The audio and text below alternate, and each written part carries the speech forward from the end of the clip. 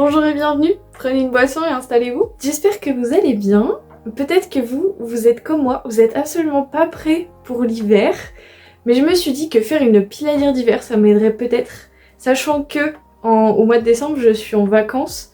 Minima une semaine, peut-être plus, l'avenir nous le dira. Et j'espère en janvier attaquer un nouveau travail. Mais on sait pas, ça se trouve j'aurai beaucoup plus de temps que prévu. Et donc, pourquoi pas se prévoir des lectures délicieuses, je l'espère en tout cas. Pour cela, j'ai tout simplement regardé toute ma pile à lire et je me suis dit qu'est-ce qui fait hiver, qu'est-ce qui donne froid, qu'est-ce qui glace le sang. Et je me suis fait une petite sélection. Alors effectivement, il va y avoir du policier et du thriller. C'est ce qui va le plus nous faire peur, peut-être éventuellement. Un roman d'horreur. Mais aussi, il y a étonnamment beaucoup de choses qui font penser à l'hiver parce que ça se passe en hiver ou parce que la couverture est totalement hivernale, etc. etc. Je vais vous montrer tout ça. Je vais vous montrer les graphiques, je vais vous montrer ceux que je vais avoir sur ma liseuse. Et après, je vais faire à peu près par thème parce qu'il va y avoir donc des thrillers policiers, de la fantasy et après ce sera globalement tout. Voilà, il y aura quelques contemporains, mais globalement je vais switcher entre de la fantasy du policier, mais ça me va très très bien. Alors oui, effectivement, pour la petite histoire, je suis pas très motivée pour l'hiver parce que même si j'adore cette saison, elle passe après l'automne et j'ai pas eu l'impression vraiment de profiter de mon automne, même si en vrai, j'ai quand même vu plein de moments où je me suis dit ah c'est l'automne que j'aime, etc etc. Pareil, je suis pas sur Noël en ce moment, je suis pas très... Enfin... C'est pas que... Globalement, j'aime pas spécialement cette fête. Je suis pas aussi hypée que la moitié de la population. En mode, wouhou, c'est Noël, trop bien, je vais pouvoir décorer ma maison. Non, je m'en fous en fait. Je suis contente parce que je vais passer un moment en famille et que c'est un moment qui est toujours agréable. Mais de là à dire que je kiffe Noël au point de tout redécorer en mode youhou, on va mettre des chapeaux, etc. partout. L'année dernière, j'étais un petit peu motivée. En vrai, il y a eu une année aussi où c'était le premier Noël que je faisais ici. Et j'étais trop hypée en mode vas-y je vais décorer toute la maison. Mais là cette année j'ai pas la vibe. Alors peut-être que ça viendra parce que déjà à partir de aujourd'hui au moment où vous regardez cette vidéo ou peut-être un peu plus tard, à partir de lundi 1er décembre on va ouvrir les calendriers de l'Avent.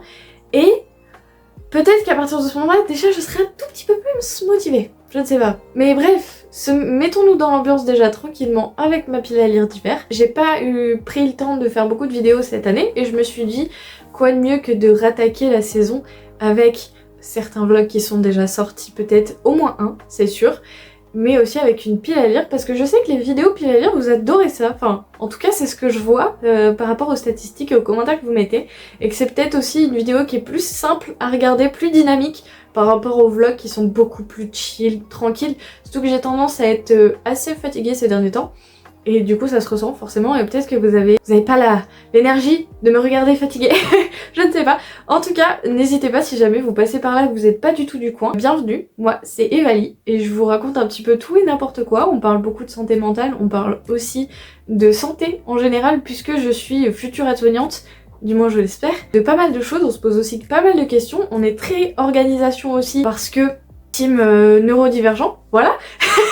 Mais on vit très bien et voilà, et si jamais prenez une petite boisson, installez-vous confortablement et venez vous détendre avec moi. Et aussi on parle énormément donc littérature, culture en général et de tout et n'importe quoi parce que je suis multi-passion. Bref, allez, c'est parti pour la pile à lire. Je vais commencer par qu'est-ce qu'il y a sur ma liseuse que j'ai envie de lire parce que oui, c'est des formats que je n'ai pas forcément en papier pour le coup. Là c'est 3 livres que j'ai pas du tout en papier. Il y en a peut-être que si c'est des coups de cœur, je les achèterai en papier ou quoi, ou que si je suis vraiment hypée, voilà.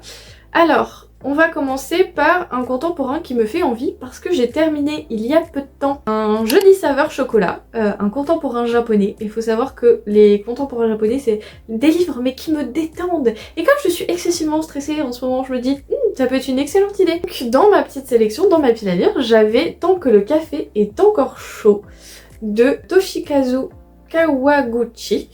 Alors, j'avais lu un livre de cette saga qui était je ne sais plus quoi, mais bref, ça parlait du deuil. Je vous incruste le visuel là. Ça parlait du deuil et en fait, ça m'a fait du bien parce que je l'ai lu dans le train d'une traite.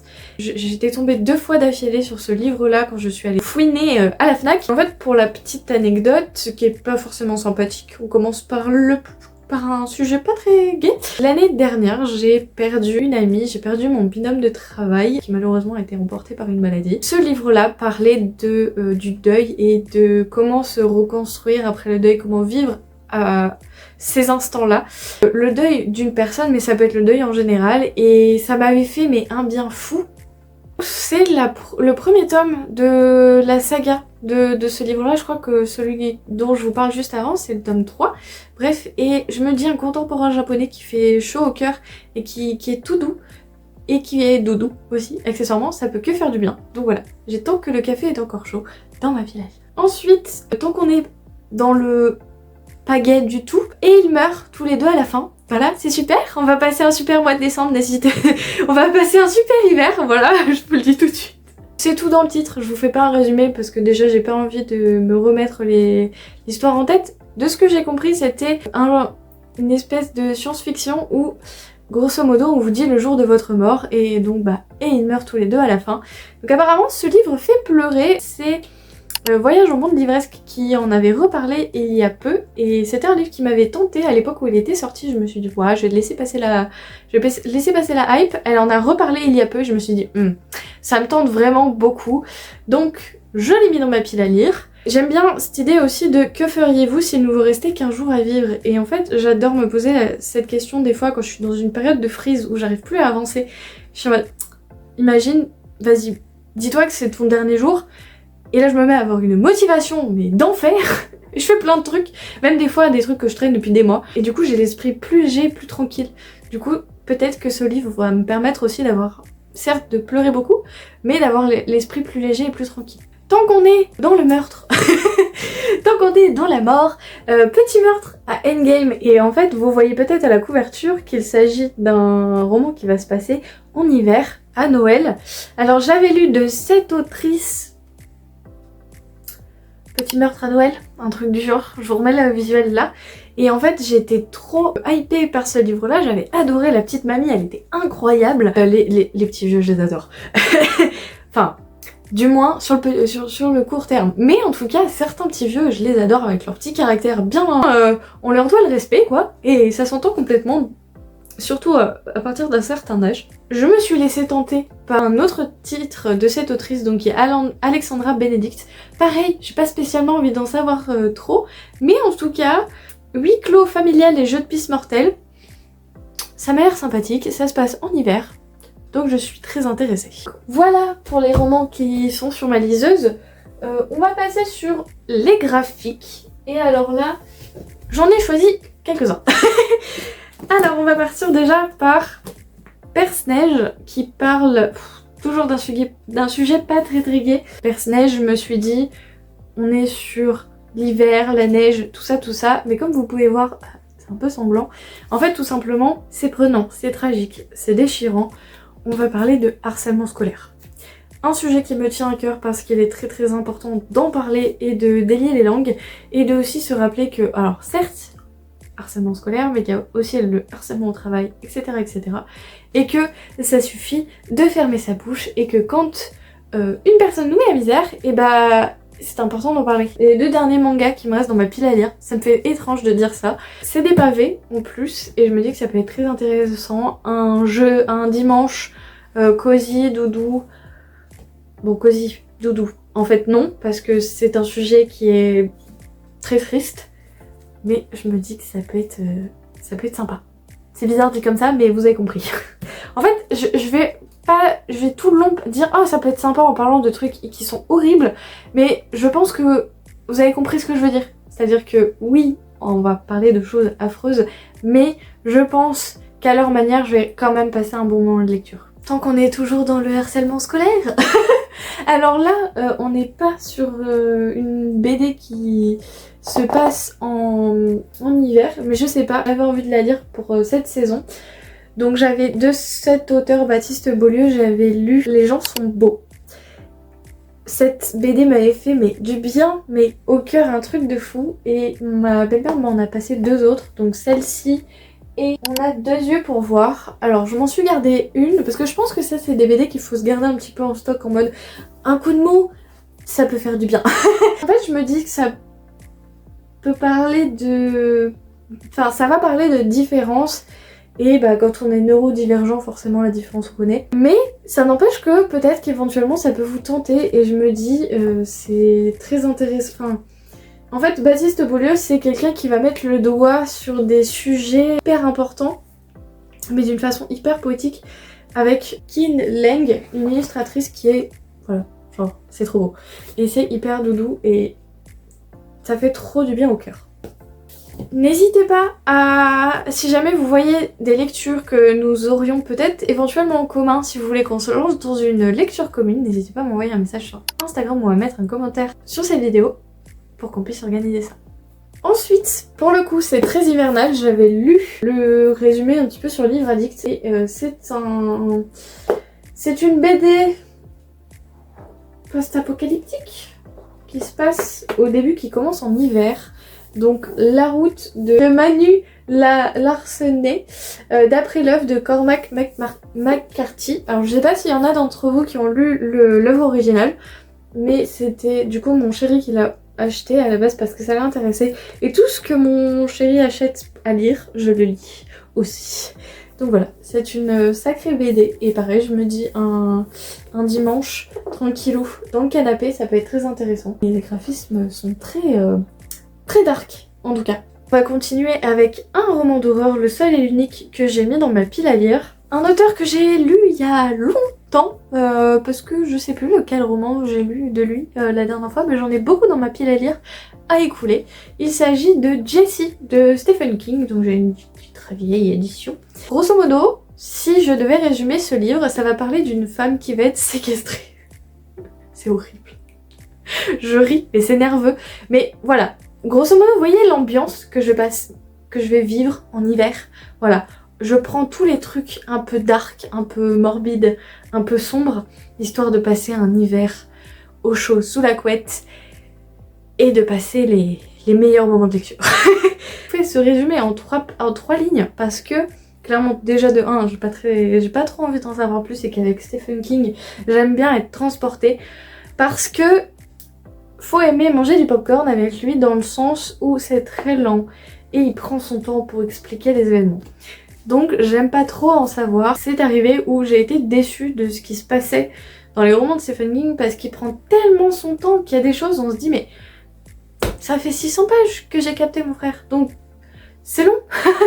Donc à voir, un petit roman d'horreur, pourquoi pas. Et deux fantaisies que j'ai sélectionnées. Une qui traîne dans ma pile à lire, mais depuis sincèrement 3-4 ans. Et en fait c'est le dernier tome. Et je crois que je vous en avais parlé à plusieurs reprises parce que je crois que c'est pas la première fois que je le mets dans une pile à lire. Le dernier tome du Sorceleur. Alors pourquoi la pile à lire d'hiver? Parce que le premier tome se passe en hiver. Il commence en hiver et puis même il y a tout un délire avec la saison hivernale.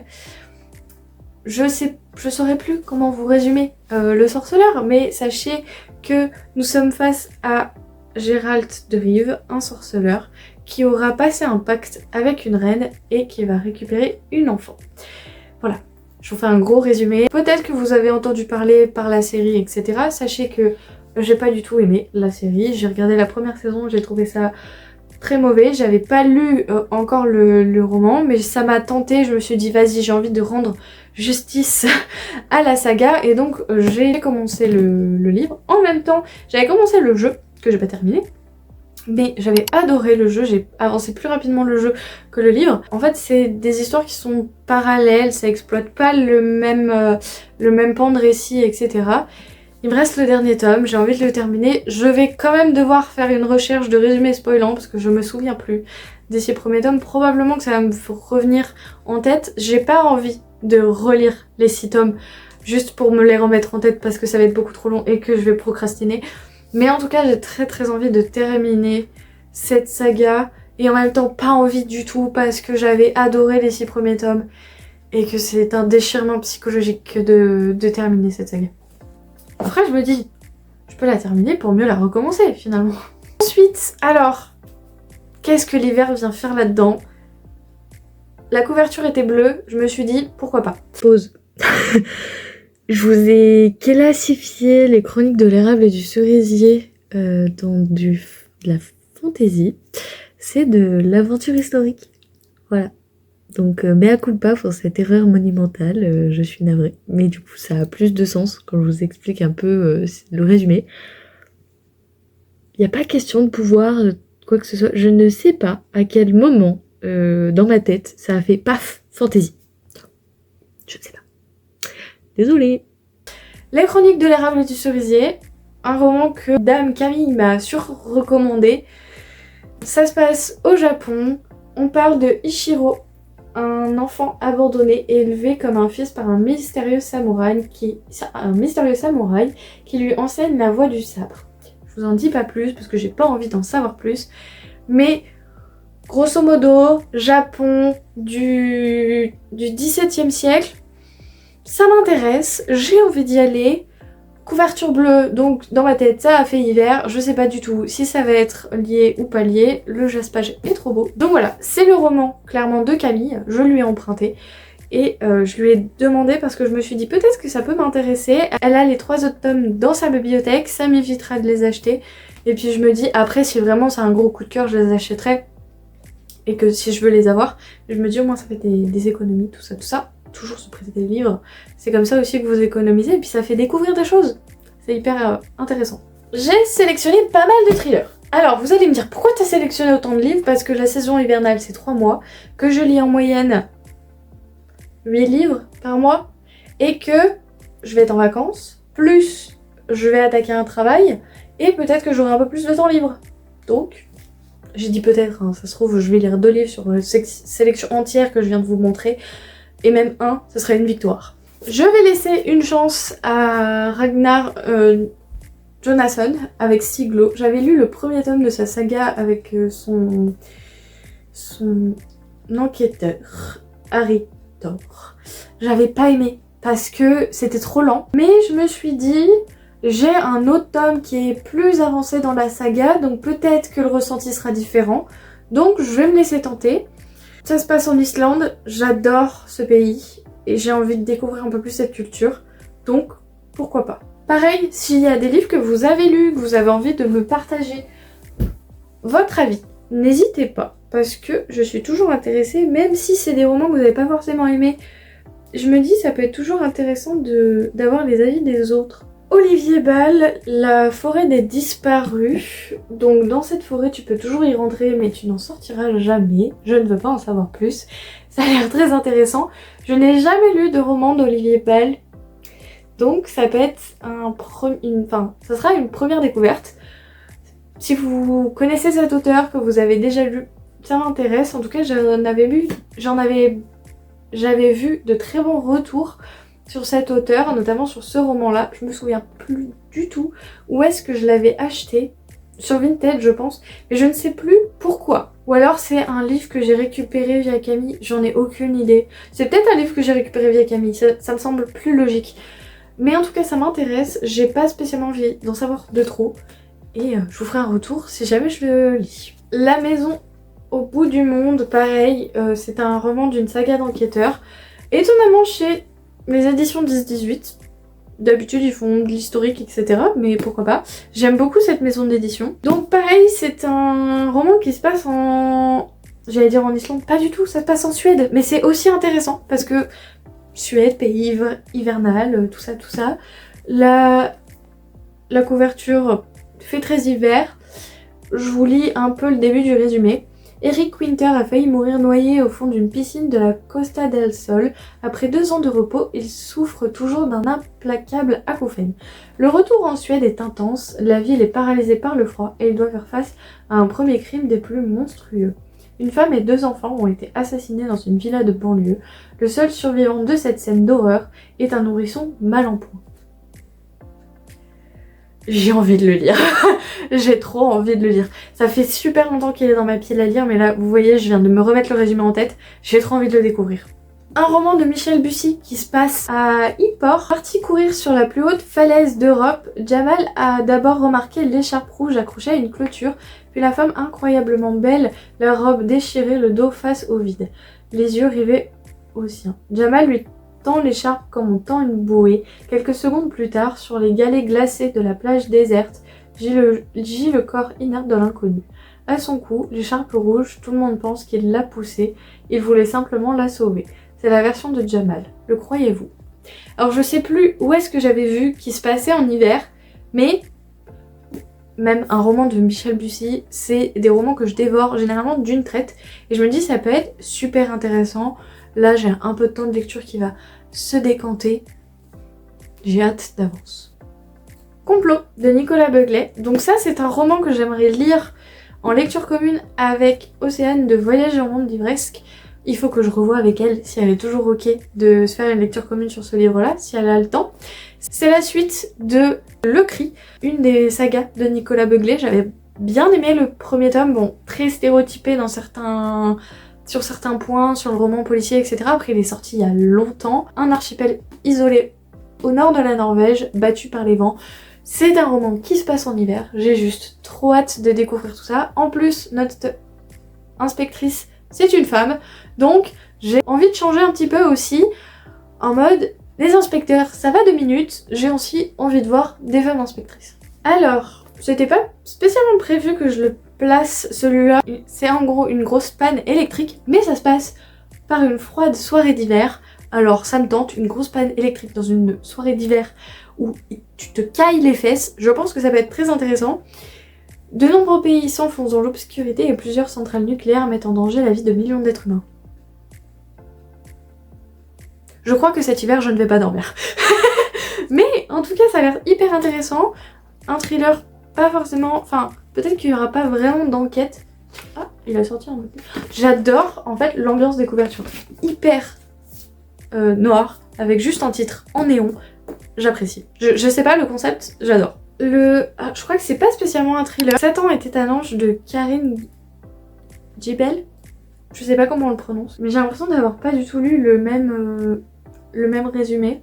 En gros, de ce que j'ai compris, c'est notre personnage principal a appris qu'il est atteint d'une grave maladie et qui va faire un voyage avec un autre personnage. Mais c'est parce que le résumé que j'ai sur le livre est beaucoup plus poétique que ça. En gros, hier encore, François était quelqu'un, un homme qu'on regardait avec admiration, avec envie. Aujourd'hui, il n'est plus qu'un fugitif qui tente d'échapper à son assassin, qui le rattrapera où qu'il aille, quoi qu'il fasse. La mort est certaine, l'issue forcément fatale. Ce n'est plus qu'une question de temps, il vient à peine de le comprendre. Donc vous voyez, en fait, on va parler de la maladie. Donc, en fait, au début, quand je l'ai lu vite fait, je me suis dit ouais, c'est un thriller policier et tout machin. Non, c'est juste un thriller. Enfin, thriller, je pense pas en vrai, mais c'est au moins un contemporain qui va parler de maladie et de comment vivre quand on vient de vous annoncer une maladie grave. Ça peut être très intéressant.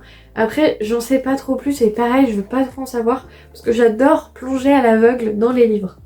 Mais en tout cas, si vous êtes intéressé par plus de détails, je vous mets bien sûr tous les liens dans la description de tous les livres que je viens de vous citer et que je vais vous citer encore après. Il m'en reste 2. Enfin, 2, pas vraiment. Mais du moins, j'ai envie de découvrir les premiers petits livres que Neuram, je suis désolée si j'ai dit très très mal ton nom, mais en tout cas, je l'avais découverte à la Claremont Geek Convention et je sais pas, dans ma tête, c'est un peu hivernal. Peut-être pas du tout, elle va me tirer les cheveux en me disant mais quoi, mais non, c'est pas ça, pas du tout, ça se passe à tel moment, j'ai pas regardé.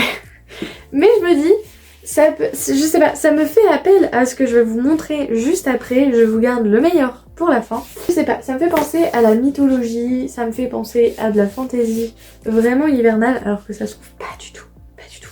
Mais je vous mets toutes les informations dans la description.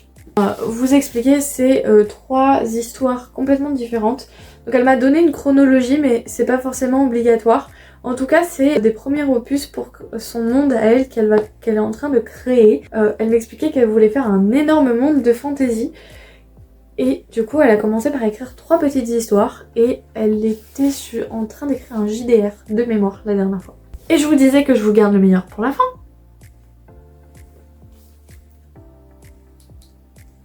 Est-ce que je suis pas genre une femme trop heureuse de vous montrer ces livres?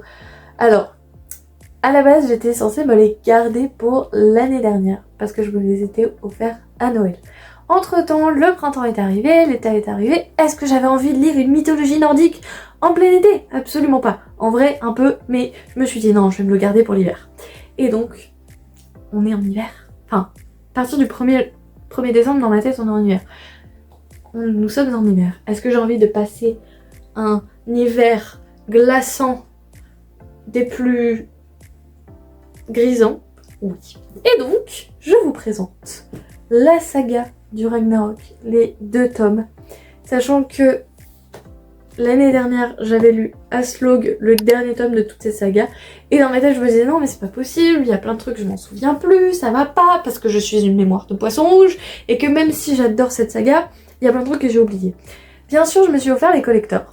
Et que, qui dit je m'offre les collectors illustrés, messieurs, dames, et bah, qui dit tout ça dit relecture. Et donc, je me la suis gardée pour cet hiver. Voilà, donc je vais vous montrer un des 2 tomes, mais sachez qu'ils sont hyper lourds, déjà de 1, et qu'ils sont genre trop beaux. Le tome 2, la taille, la comparaison entre les deux, c'est incroyable. Mais bref, j'ai trop hâte, et je vous avais pas assez bassiné la tête avec tout ça, vous allez encore en entendre parler cet hiver. J'ai trop hâte, ça va être incroyable. Si jamais vous êtes intéressé pour découvrir la saga du Ragnarok, ou même Lululand, sachez que la boutique des éditions Cavalier Seul a réouverte pour les fêtes de fin d'année. Je ne sais pas jusqu'à quand, j'espère le plus longtemps possible, mais n'hésitez pas à lui jeter un coup d'œil. Et voilà pour cette pirire gigantesque. J'espère que cette petite review de plein de livres vous aura au moins intéressé, vous aura un petit peu intrigué. Je réitère mon information, n'hésitez pas si vous avez envie de vous faire des petites lectures communes à me mettre un petit commentaire ou à m'envoyer un message sur Instagram, qu'on puisse s'organiser ça. Sachez que les lectures communes avec moi, c'est pas de pression, c'est soit on fait par chapitre, soit on avance à notre rythme. N'hésitez pas à me dire si vous êtes team hiver, si vous êtes plus team été et que là vous entrez dans votre dépression saisonnière ou vous faites la gueule d'avance. Si jamais vous êtes team Noël à fond, pareil, n'hésitez pas à me le signifier, n'hésitez pas aussi à me partager ce que vous avez préparé, un petit peu ce que vous avez hâte de faire pour cette saison hivernale. Je vous ai pas dit, mais l'illustration que j'ai mis en fond, c'est de chez Le Cottage de Juliette. Alors j'ai mis que celle-là. Je me tâte encore à remettre mon petit fantôme parce que j'avoue que je l'aimais beaucoup et que je pense garder quelques trucs un peu automnaux, un peu halloweenesque. En tout cas, j'ai hâte de vous partager plusieurs lectures, du moins j'espère, et de continuer à diminuer drastiquement ma pile à lire parce que je lui ai mis quand même une sacrée claque cette année et j'en suis très très fière. Et je pense faire avec Camille un espèce de Hunger Game de la pile à lire comme je suis en train de faire là tout de suite, organisé par l'Expo Kinbrana, mais faire ça sur toute l'année 2026. Waouh, ça fait trop bizarre de dire ça, sachant qu'en plus année 2026 dans ma tête ça veut dire mon dieu je vais avoir 25 ans. Le quart de siècle est là, ça y est. Faire des Hunger Games de la pile à lire dans le sens où tout ce qui ne sera pas lu en 2026, sachant que j'ai le compte largement suffisant de livres pour mon année 2026 parce que je suis à 102 lectures actuellement et j'en ai 86 dans ma pile à lire. Si tout ça n'est pas lu, ça dégage. Enfin, je vais essayer. Je vous promets rien, en vrai. Mais je me dis, il y a au moins un livre que j'ai envie de lire, c'est celui qui traîne dans ma pile à lire depuis 2020. Je suis obligée. Bref, sur ce, j'espère que vous avez passé un bon moment en ma compagnie, que vous avez apprécié cette vidéo. N'hésitez pas à mettre un petit emoji flocon en commentaire pour me signifier que vous êtes allé jusqu'au bout de la vidéo. Je vous souhaite un excellent hiver. Je vous dis à bientôt. Et surtout, prenez soin de vous. Et mettez